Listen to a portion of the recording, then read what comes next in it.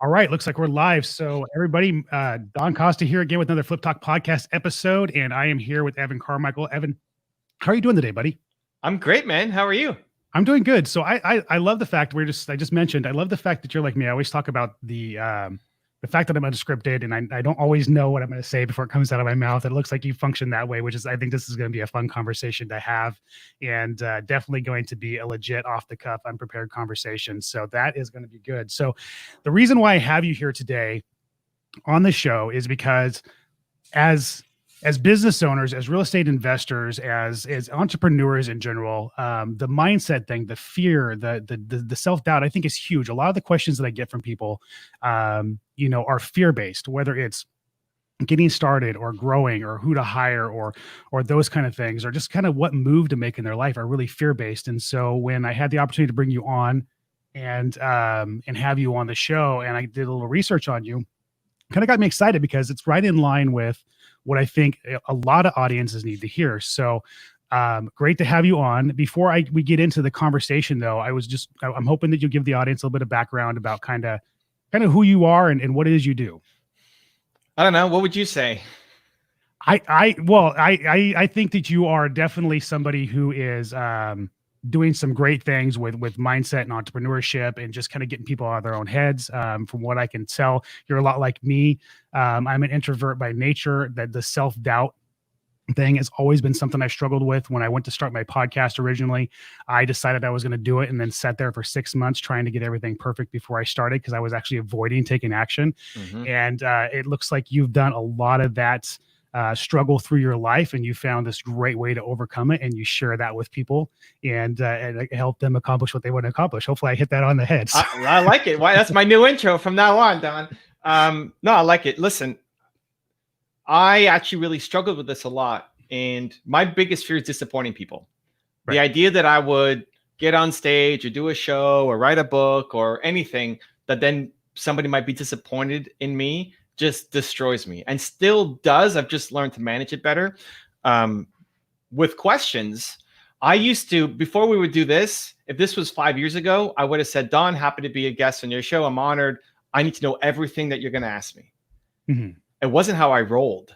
It's how I roll now, but it wasn't how I used to roll, because my biggest fear would be, I want to make sure I'm providing value to Don. I don't care about the question. I just want to make sure I can give a good answer. I'm well researched. I don't want to be a disappointment to your audience. It would be what was going through my head.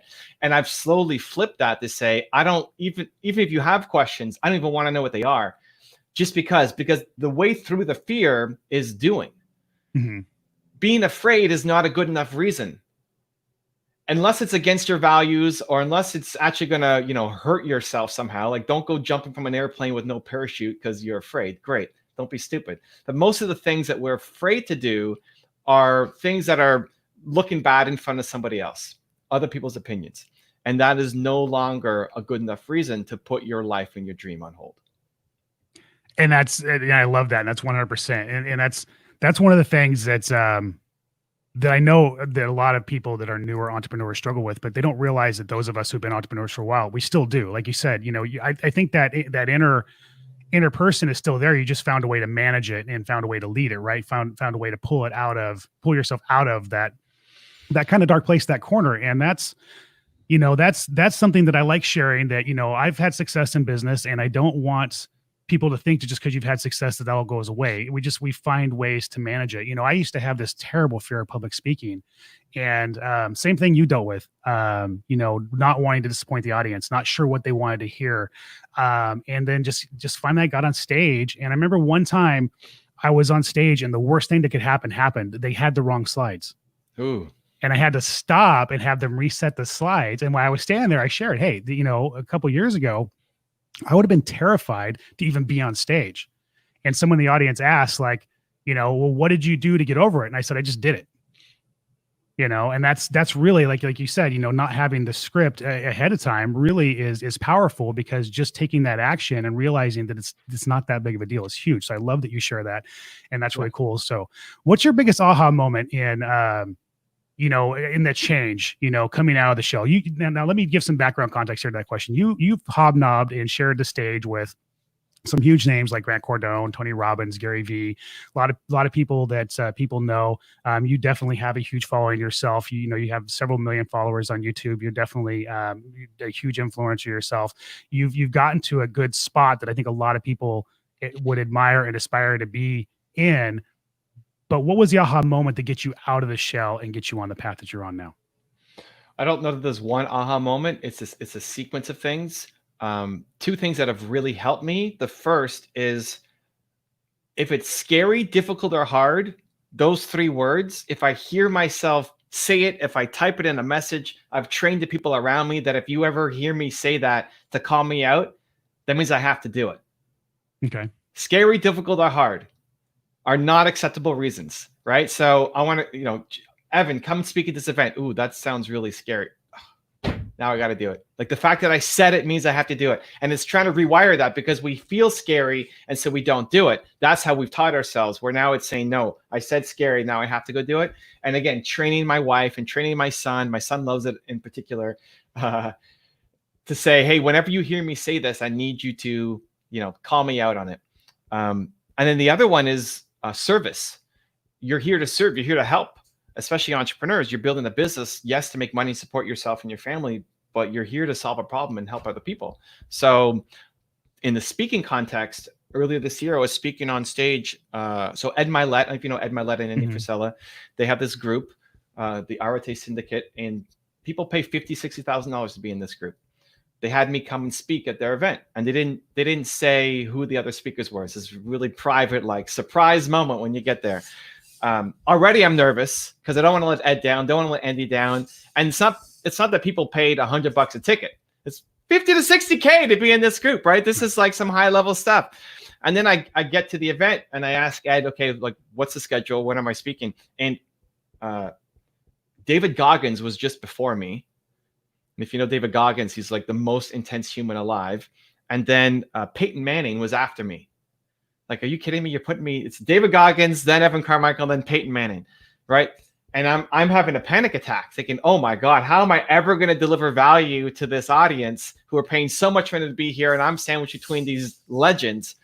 And then I looked to them and I realized, no, this isn't even about me. I'm here to serve. I was talking about YouTube and social media at that event. And it's like, you know what? What does Peyton Manning know about YouTube, right? He might be the greatest quarterback of all time, but he knows zero, right? I can help with that. I can help this audience with the message that I have, and I'm being selfish by not doing it.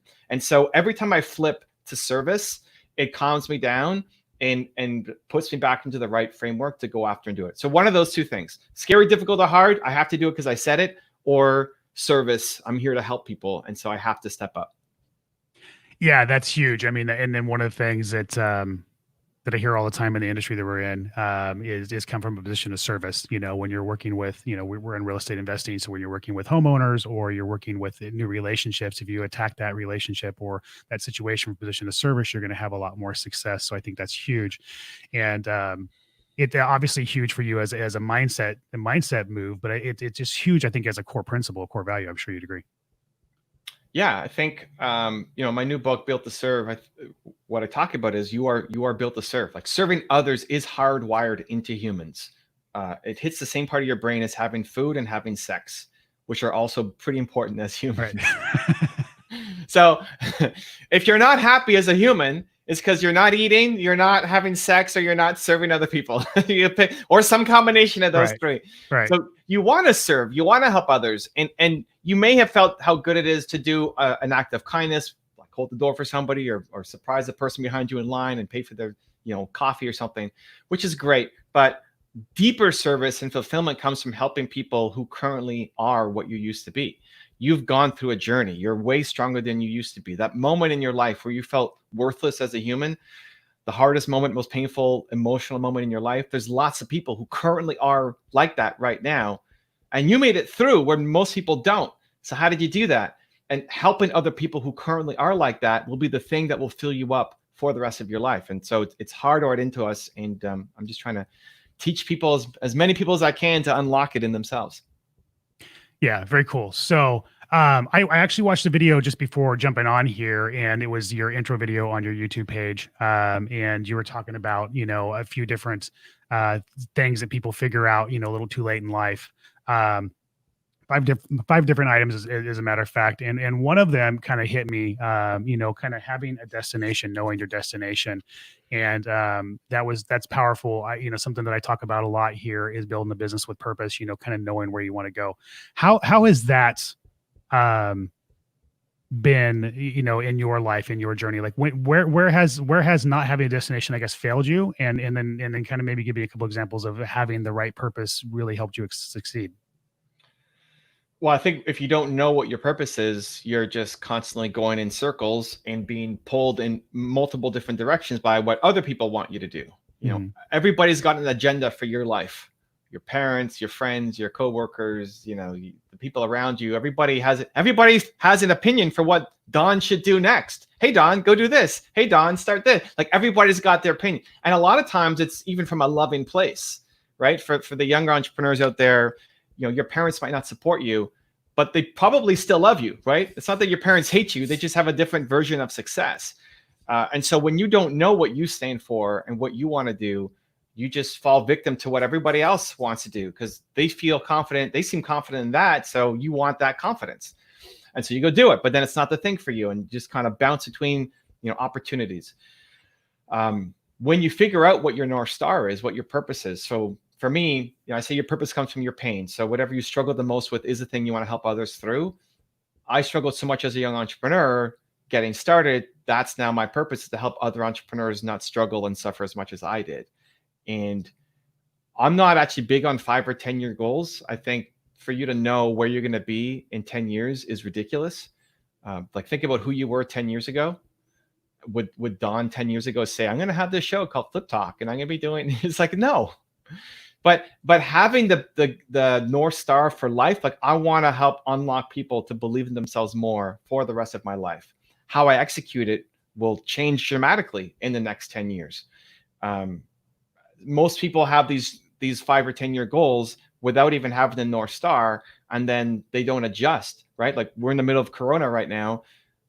We're all in lockdown. Nobody's traveling.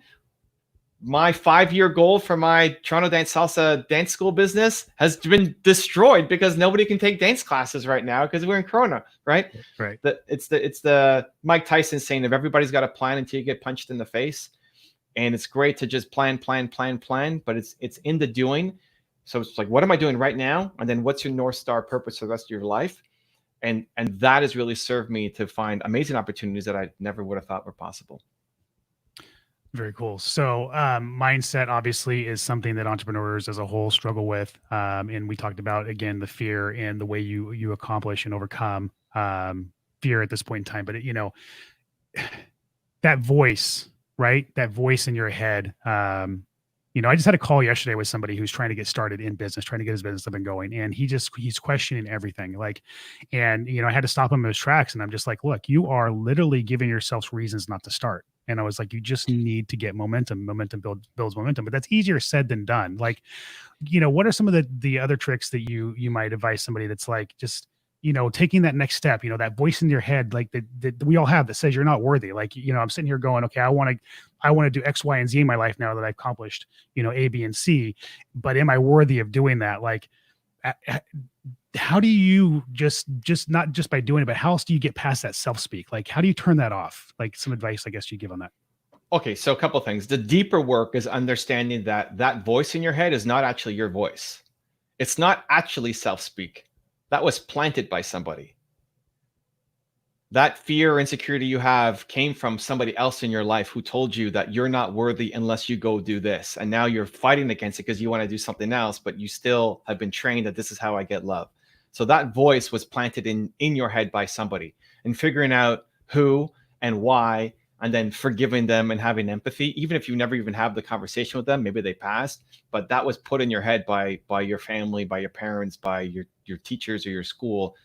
You were not born thinking I'm not worthy and I suck. So that was planted. Next, whatever the thing is that you want more of, you're probably not getting enough of it from your daily life. You know, like this person who you had the conversation with is super fortunate to get a mentorship call with you, Don. But most people don't have that. He doesn't have enough people like Don in his life who are pulling him up. He's got a bunch of people who are scared as well, and so he's a product of his environment. So whatever you want to be like, then surround yourself with people who are like that. And again, easier said than done. Great. Don's not going to be your best friend and hang out with you all day long, right? But how many episodes of Flip Talk do you have? Oh, I got hundreds of a couple hundred episodes. Yeah, I got a ton of content out there. Yeah. But like, if Don is the guy that gets you feeling pumped up and having that belief, he's got a couple hundred episodes. You can go back and listen to one every day, right? Some of my heroes are on the wall behind me. My favorite entrepreneur of all time is AP Giannini. He's dead. Steve Jobs here. He's dead too. You know, Kanye West and Howard Schultz I haven't met yet, but I'm learning from them. I make my YouTube channel for myself because I want to be around Steve Jobs and Bill Gates and Oprah Winfrey and all these people, even if I never meet them. I'm not trying to apply for an internship with Elon Musk to be his guy around him all the time 24/7, but I can learn from him every day by watching some of his content. So whoever has the thing, the mindset, the belief system that you want more of, surround yourself with that in your physical environment, right? This environment was designed with purpose in your daily habits, in the videos you watch, in the podcasts you listen to, and the books that you read. And what will happen is if that's consistently happening for you every day, you'll start to slowly think like that. Like if you listen to Don every day, he's got hundreds of episodes, one episode a day for the next year, you're going to start to think like Don. Part of his mindset, the part that you like the most, is going to start seeping into you. And you'll notice you start talking like Don and you start having some of that mindset. And you won't notice it on a day-to-day basis. But if you look back a month or 3 months or 6 months, it's like, wow, I've really changed how I think because I injected something new into my environment. Yeah, that's so cool. I mean, create your environment, create your circle, and create it with purpose is huge. I love that. And then the incremental changes, I think that's another thing that you said that I want to make sure we hit on for the audience that's listening to this. One of my biggest challenges in life and in business is trying to eat the entire elephant at once and just feeling frustrated by not having that instant result, and then realizing I had to step back and take one bite at a time. And it was the incremental results that got you there, just like building muscle or losing weight or anything you do. If you've never ran before and you want to run 10 miles, you don't run, 6 miles your first day. It's incremental. And I think as human beings, we get antsy, right? I'm sure you'd agree. So I think people flip patience and impatience. I think what you need to do is be patient with the results, but impatient with yourself. And I think people flip it. People are very patient with themselves. I'll do it tomorrow. I'll do it next week. I'll do it Monday. I'll do it next year. You're very patient with yourself of what you expect on a day-to-day basis, but then impatient with the results. Like, why did it not happen right away? I think that's what needs to be flipped. You're patient with the results. Know that if you're consistently putting in the work, it will pay off, but impatient with yourself. Like, today matters. If you're listening to this episode right now or watching live, today matters. Don't get an idea from this and then say, okay, tomorrow I'm going to go and take action. No, today matters. That impatience with yourself to put your max effort in is what will make the difference. That's huge. Yeah, no, I think that's huge. And that's I've never even thought of it that way myself. That's a great way to kind of box that into a nice little gift for the people that are listening. I think we do get complacent. I think we get patient with it. I think we make excuses for ourselves.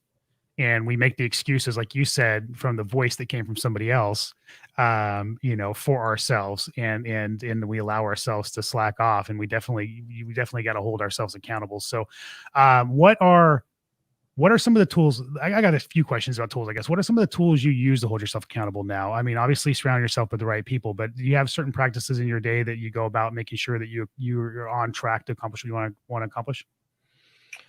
I have grown further and further away from having another human being hold me accountable for what I'm doing. Okay.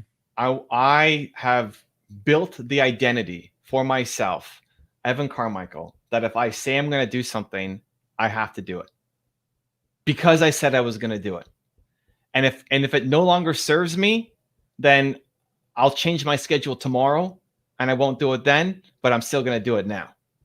So as an example, I had a goal, where I was doing 30 minutes of cardio every day. That was my goal, 30 minutes of cardio every day. And then I did a trip to Boston, and I took my wife and my camera guys with me to Boston. We drove there from Toronto. We got in at 2 a.m, and I hadn't done my cardio yet for the day. So what do I have to do? I have to do my cardio, because I said I was going to do cardio every day. And my wife went to sleep, and my 2 camera guys went to sleep, and they're saying, just go to sleep. It's like, I can't. I got to do my 30 minutes of cardio, right? Other people will let you off the hook because they have lower standards for themselves than you should for yourself. And so I did my cardio, and it was the worst cardio of all time, right? I am not high energy. I'm like, like I'm burning no calories. I'm not burning anything, right? Health-wise, I should have slept, right? I would have had more energy. I should have slept. But mental-wise, that's the whole game. Your goals don't count until they're hard. It's easy to set a goal now and say, I'm going to keep this consistent. I'm not going to, and forget about entrepreneurship. I'm not going to smoke for the next 60 days or whatever. Like, take personal goals. And I like making it difficult on myself. And I tell myself it doesn't count until it's hard. And when I say I'm going to do something, I have to follow through unless I'm proud of the reason why I didn't. And just over and over and over again, that's the constant positive reinforcement that I try to inject to myself, so that my standards for myself are higher than anybody else who's around me. Well, that goes back to the conversation about being patient with yourself, right? I mean, if we're not, holding ourselves accountable in one thing, we're not going to hold ourselves accountable in anything. I mean, if we can allow ourselves to make excuses in one area, that just opens the door to excuses everywhere. I'm pretty soon we're not taking action on anything. And that's the vicious circle all in, right? So, yeah. I mean, we frame this as an entrepreneur talk, but these are life principles. Absolutely. That guy you spoke to yesterday who's afraid to take action is also afraid to ask the girl out, is also afraid to talk to his boss for a raise. Right? He's afraid. He's living in fear. Yeah. And that's something I want to point out too, because there are going to be people who listen to this that may think that, well, how does this pertain to this in my life? Or how does this pertain to that in my life? And one of the things that I think I've been proud of, and I'm sure you're the same way, is I'm always looking for the lessons in any movie I watch or any situation that I'm in, whether it's, my core business is real estate. I'm an entrepreneur first. I build businesses. I love helping people, but I'm always looking for that lesson that I can learn from in any situation. And even if it doesn't apply to what I'm working on right now, I look and see how it can apply. And that's where I think, people who, are struggling, they need to reach out to people like you. Need to grab your book, Built to Serve. I think that's a huge opportunity for them as well. They need to follow, people like you and other influencers out there, and listen to what you're saying, because these principles do apply across the board. And that's something that I want to make sure people hear. If somebody, loses a bunch of weight, well, that struggle they went through to accomplish that, taking the elephant one bite at a time, and the step-by-step process, and the commitment to the effort, and to, not letting setbacks hold them back, that can still be applied to business as well, in every aspect of business. And so I love that you said that. All of this is just an inside game. At the end of the day, the only thing that matters is, what do you feel about yourself? I want you to be proud of yourself when you look at yourself in the mirror. And a lot of people get their pride from other people's accolades. And what that does is keep you small for life. If you ran a race against 3-year-olds, you'd win. You'd win. And you can post about it on Instagram that you won this race and you got your medal. But then you look at yourself in the mirror and say, I barely even tried on that thing. I know I'm capable of a lot more. Right. Love that. So, and it's like, I can see so many, I'm sorry, I keep saying this, but there's so many correlations, what you say to what I'm seeing people struggle with in business right now. And watching the highlight reel on Instagram or Facebook or social media, and not seeing the struggle that sometimes people are going through in their own business when they're posting, I made this much, or got this many deals, or did this many things, and they're doubting themselves, and they're not running their own race. I mean, basically, in a nutshell, what you said was run your own race, which I think is huge as well. Most definitely. Yeah. And I have a thing called the pillow test, which is every night before I hit my head on the pillow, I want to make myself proud. Am I proud of the effort that I put in today?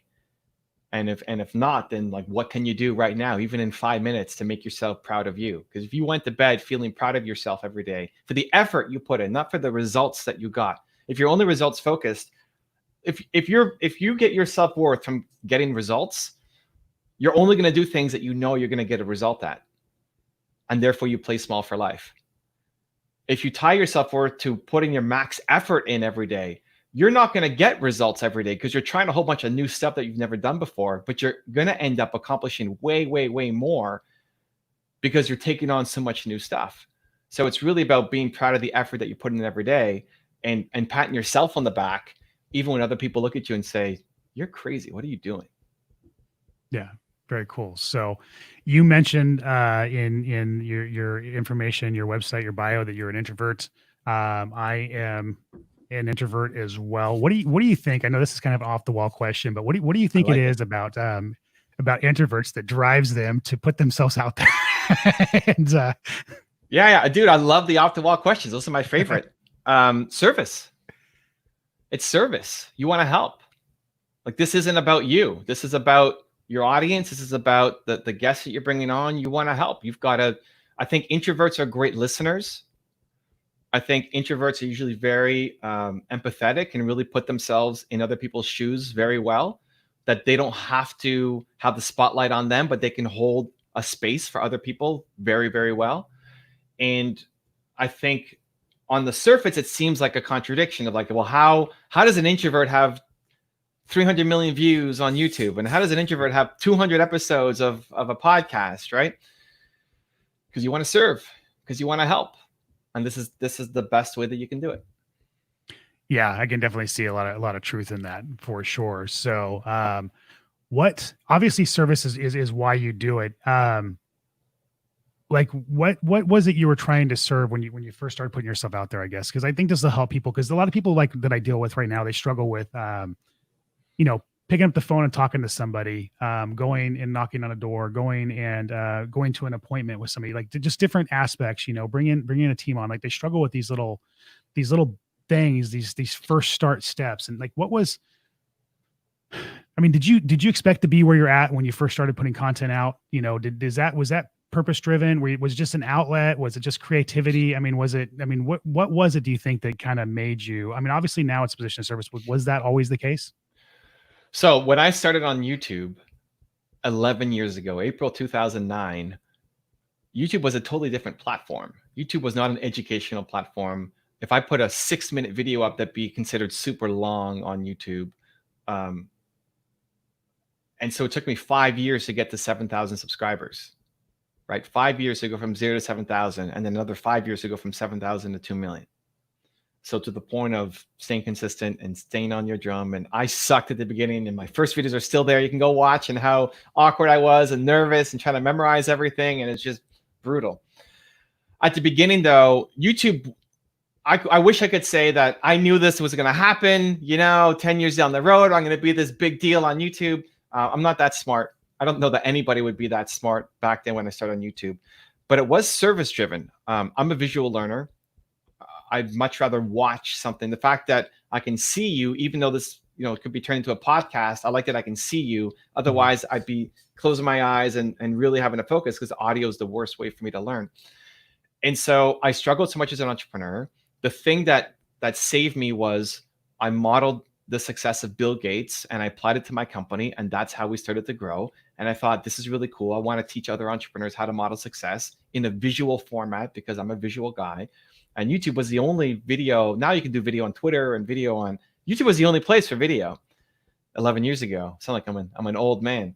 And so that's where I made it. And I put up videos just to try to help other people who are like me, without even thinking of becoming YouTube famous, because that wasn't even a thing. Influencers wasn't a thing either. I just wanted to put up content to try to help some people. And eventually, it started to take off and get legs and did blow up. So I'm fortunate. But that's what happens. Like those lucky accidents happen when you're consistently following through on trying to serve other people, and especially in the big way. It's just constant. I've seen that over and over and over again with so many different entrepreneurs. Yeah, and the reason why I asked that question, and I kind of knew where you're going to go with it, but you gave me a little bit more meat to work with here, was because it's kind of twofold. One is, you look at, it's been a 10-year journey to get where you're at. It didn't happen overnight. It took the work and the effort to be in there. You started with imperfect action, and that imperfect action, you learned from, you grew from, and you became, where you needed to be and who you needed to be to get to where you are today.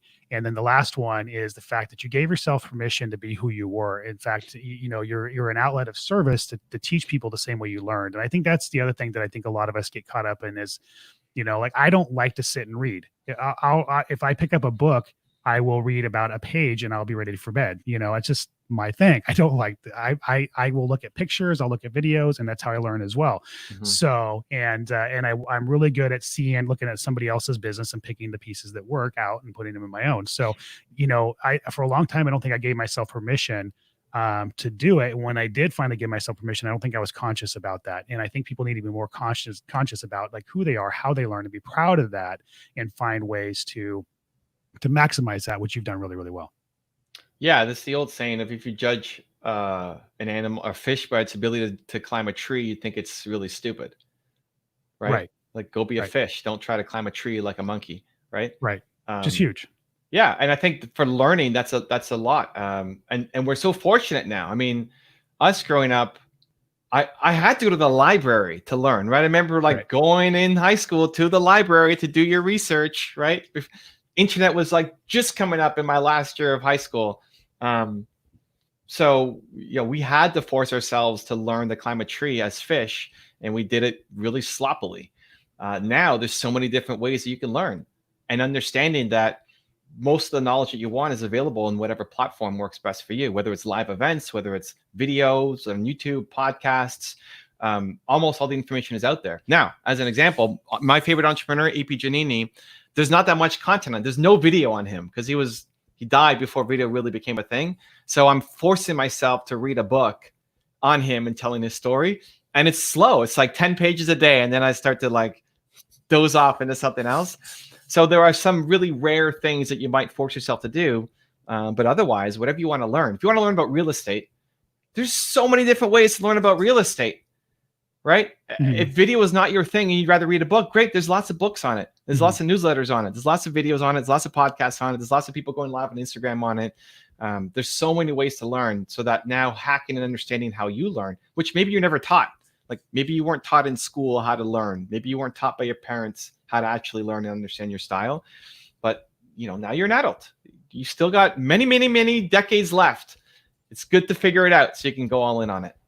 You 100% agree. So very cool. So what would your number one piece of advice be to somebody out there right now that may be struggling with mindset or who they are, where they're at, or any of that? The first is figure out what your most important core value is. So in my book, Built to Serve, we go through the who, the why, the how. And your who is who are you? What's your most important core value? So for me, it's believe. If you had to pick one, Don, don't worry about being perfect. Like what's one of your most important core values as a human? My core value right now is legacy. I want to impact as many lives as I can. Like my kids, I want to impact their life in a good way and make them good human beings. And I want to impact the people around me. Like that's my purpose. That's one of my number one core values. Great. So that's amazing self-awareness that most of America doesn't have. Right. So Don is legacy driven. Mm-hmm. Great. That changes how you operate in business. That changes the marketing of everything that you're putting up. That changes the types of employees that you bring on to work for you. If you're going to hire an editor to turn this into YouTube video content for you, you could have somebody who just has the skill set. But if you have somebody who they consider this video to be part of their legacy, to show their grandkids, look at the videos I was making back in 2020, that's a whole different ball game, right? And so learning to, one, having the awareness to know what your most important core value is, but then two, building a life around it and a business around it is the first step in unlocking what I think is your ultimate potential. Most people have no idea what their core value is. And so again, they're pulled in a million different directions from other people who care about their own plans and their own agendas. Perfect. Well, we've hit a lot of mindset stuff on this because I just felt like that was really the place to kind of to go on this after reading through, the information on you and learning more about you and kind of following you. I have really found that I align with you a lot, which I think is really, really cool. A lot of our stories the same with the struggles in school. I think a lot of the audience needs to go and follow you on YouTube and visit your website and kind of learn about that kind of stuff. But you got a course on, YouTube and you do a lot of free stuff as well out there. So let's talk about, because you're more dynamic than what we talked about today. So real quick, let's talk about some of the other ways you serve the community and stuff. So I do a lot that's free. We've got 12 different YouTube channels covering different topics and different languages as well that you can check out. I do a lot of Instagram lives every day. I go live on Instagram and just answer people's questions and try to help. I wish I had that. When I was starting my first business, I wish it was somebody. I wish Don went live and I could ask him a question that I was struggling with that maybe gives me the extra motivation or tactics to keep going forward. From there, entry level stuff is my book, right? Where is it? I got a copy here. Built to serve, right? Figuring out that you are built to serve and then how to do it and turn it into a business.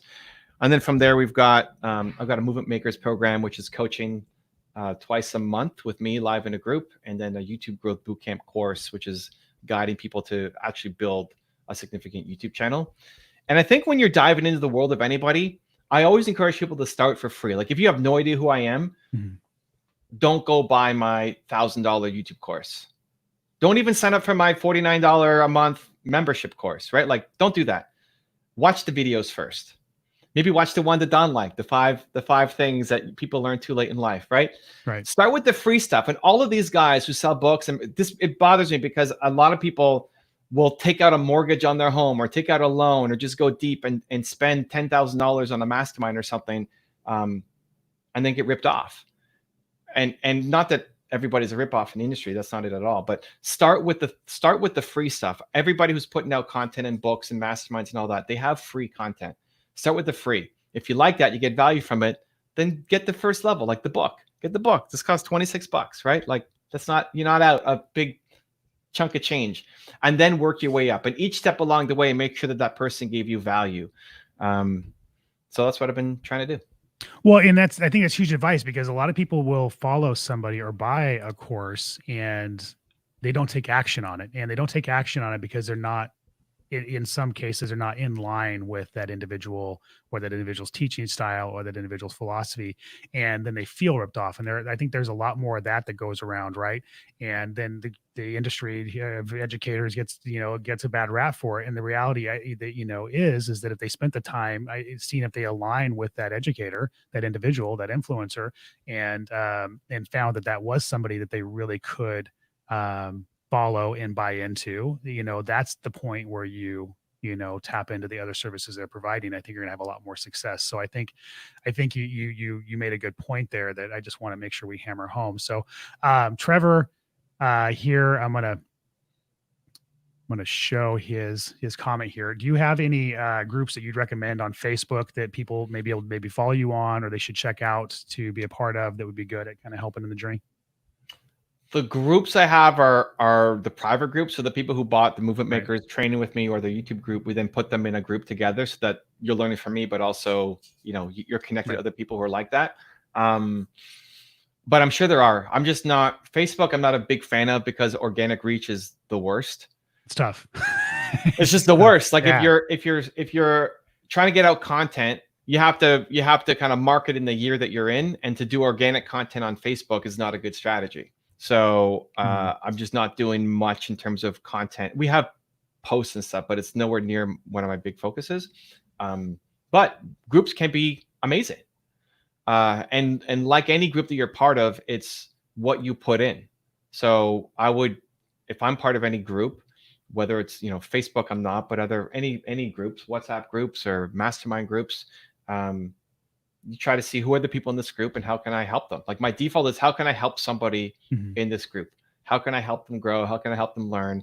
And then maybe it's just good karma. Like it always ends up coming back, whether it's them or a friend of theirs or somebody else in the group, it always ends up coming back to you. That, and again, we've said that's kind of been a theme through here, and obviously your book, right? Built to Serve. It's coming from a position of service, and I want to hit that one more time.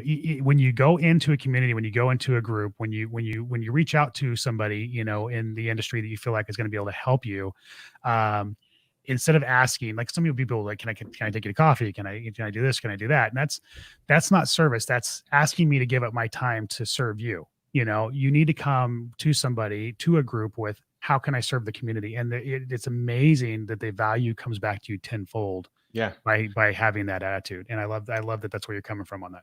And listen, Don, I take it a step further. I have a strategy called Be the Chief Goal Officer. So don't just go to say, hey, Don, how can I help you?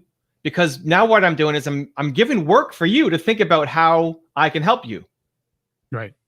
Right? That's work. Like if somebody says, "Hey, I'll intern for you for a year, Don, for free," and they're hoping to get some mentorship for you in the process. You have to think about, what can this person do for me in a year, right? Like, don't give the person more work. And it's a hard thing to get around, because I'm just trying to help. I know you are, but you're actually giving me more work. So be their chief goal officer. Understand what it is that they want, and you can find it. You go to social media. People are posting all sorts of stuff that they care about, they're interested in. In the business world, look at what they're currently promoting. Look at what's in their bio link and see where they're sending people to. That's probably what they need the most help with, and then come up with ideas to be able to help them. I just earlier this year was in Puerto Rico, and I got invited to this event with Brendan Burchard and Dean Graziosi and Russell Brunson and Tom Bilyeu, and people who sold their companies for billions of dollars. And I felt like the biggest, like nothing burger in that room, right? Because all of this talk about belief and mindset, I'm not going to teach Tom Bilyeu and Brendan Burchard about belief and mindset. Like they wrote the books on this stuff, right?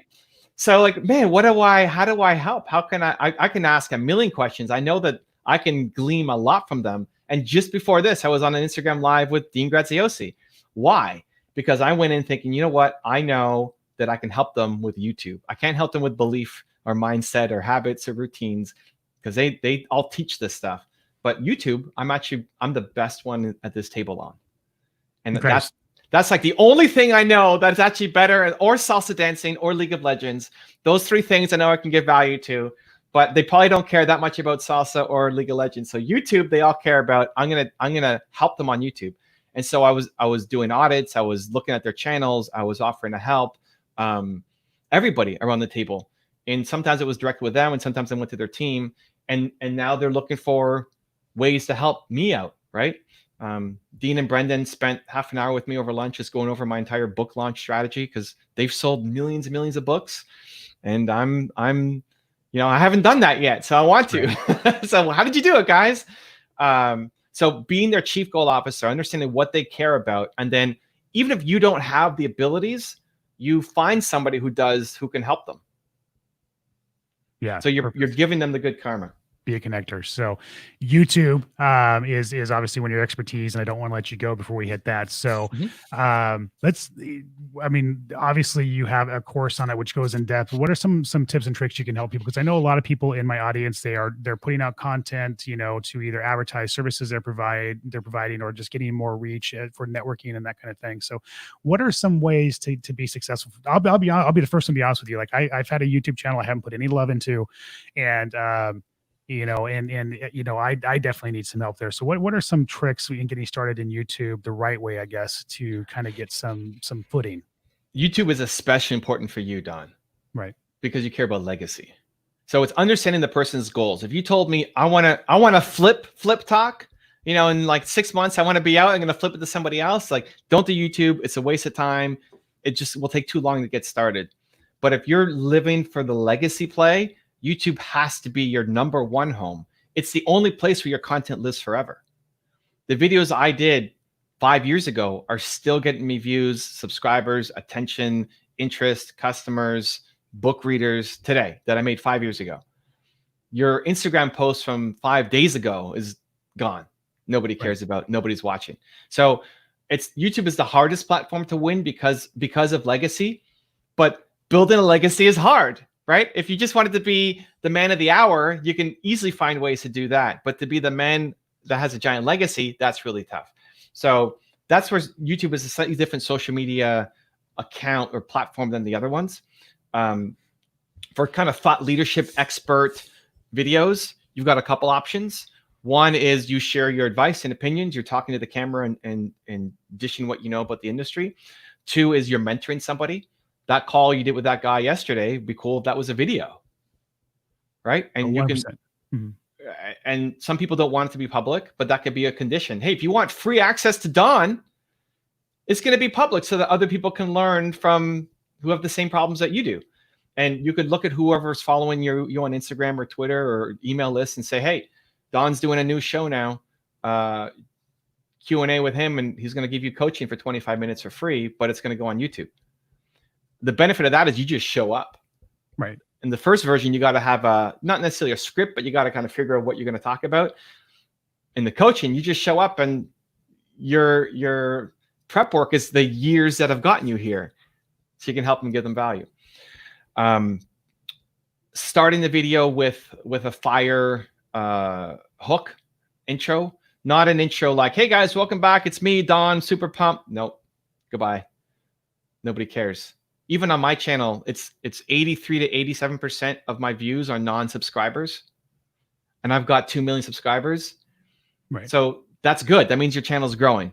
So if you say, "Hey guys, welcome back. It's me, Don," like, who? Welcome back. I don't even know who you are. I've never been here before. Right? So instead of doing that or having logos and all that, right away, like, give me something that you believe that other people don't believe.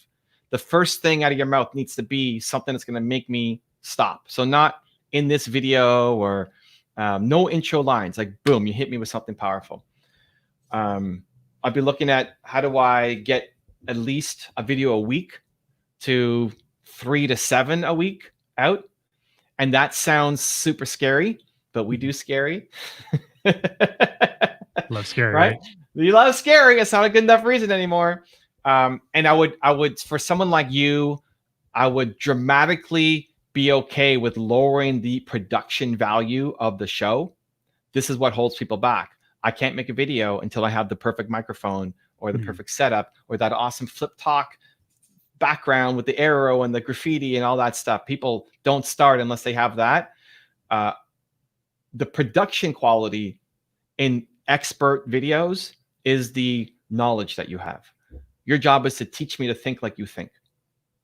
If I put somebody else in that chair who couldn't say anything about real estate or mindset and was totally green, nobody would watch the video, even if they had the perfect setup.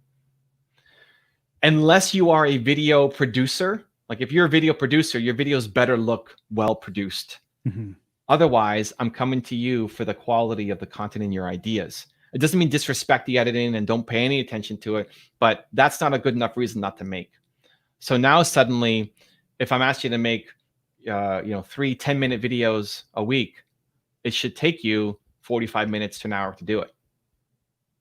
Now it's not as difficult to actually make it. But if you're thinking each video takes 3 hours to make, now you need a 9-hour commitment. Ooh, I can't justify that versus the other stuff. So as long as you're thinking clearly and you're teaching me to think like you think, that's the most important part of production quality. Yeah, and that's huge. And something else you said, and you said it through this episode as well, is you started creating content for yourself, right? And that's, I think people get in their head and they try to please, and they're trying to create content for what they think people need. In fact, there was a point about a year ago where I paid somebody to come into my office and go through, my content and go through like my audience and try to pick out things we thought people needed. And realizing now that was all the wrong strategy. Someone else, a good friend of mine, made the same comment, like, what would your 19-year-old self need right now? Yeah. And I think that's huge as well. Yeah. Yourself now and yourself, a younger version of you. That's who you're making content for. And there's lots of people who currently are like that. Yeah. And you're a living proof that there's 2.4 million people, versions of you out there, right? That obviously are interested in what you're interested in. So you're not alone on an island when it comes to teaching to yourself, right? Yeah. And listen, I have an educational channel. It's harder, right? There's no educational channel. If you look at the ones who've hit big numbers, 10 million, they're doing entertainment, they're doing vlogs, they're doing challenges. There's no educational channel, but we're doing it. Like Gary and I are both in the mid-2s, and then there's a bunch of people kind of underneath growing. And I think it's becoming more and more the default home that a lot of people are going to YouTube to look for how do I X? And they just go to YouTube as the first place now, where they used to go to the library or they used to go to Google. Now they're going to YouTube. Oh, one last super quick thing of why YouTube, especially for someone like you, is YouTube has the best data. So I love making data-driven decisions, not just because I like the thing, but it actually is going to work. So YouTube becomes your long-form home for content. So you're making 10-minute videos or this is, almost an hour. Great. Right. Post. After you post it, you give it about a week, you'll start looking at the data and it'll show you there's what's called an audience retention curve, which shows you where people are falling off. So if you ever see a sharp drop, that means whatever you did there sucked, and don't do that again. And whenever you see a flat line, that means nobody left in that part, right? Oh, whatever you did there, keep doing it. And if you ever see it go up, that means people rewound to watch that part again because it was so good. So it gives you education on what worked and what didn't. In this 50-minute interview, there you'll see moments that it spiked. The people, what did he say? What did Evan say? What did Don say? I'm going to see that again. That's also, so it gives you education on how to be a better creator. And it's super easy to look at, but it also gives you the content for your Instagram. That's what you cut. That 1-minute clip at the 32-minute mark that got the high retention, that's what you then cut and put to Instagram and put to Twitter and put to LinkedIn. The data is telling you that this is what worked, as opposed to you having to look back and think, what was a good thing, and making a subjective call. That's huge. That's huge. And that's a whole lot of truth right in your face too, that I'm not sure. I guess it's going to take a little bit of vulnerability, right? But it's like, otherwise, yeah, no, it's good. You can't make good decisions. But this is also like, people now stress out about making YouTube videos on top of, how do I be everywhere? Well, this is an easy way to be everywhere. You just make YouTube videos, and then you cut those pieces. You have one show and that's it. And then you just cut in from those shows and putting it to the other social platforms. It's fantastic. Very cool. Well, I've had you on for about as long as I'm supposed to, so I'm not gonna keep you on too much longer. Definitely, I want you to tell everybody how to find you, where they can get a hold of you, reach out to you if they want to look into more what you have going on. So, yeah, I mean, if you want the book, Built to Serve, you can get it on Amazon or my website if you want the signed copy. And then otherwise, Evan Carmichael on any platform. I'm probably there, and look forward to connecting. All right, my friend. Well, thank you very much for your time. This was an enjoyable conversation, and I'm sure a lot of people got some tremendous value out of it. If there's any way I can ever help you out, definitely reach out to me, let me know, and I look forward to connecting with you again soon. Thanks, Don. Appreciate you, man. All right. Thank you. Have a wonderful day.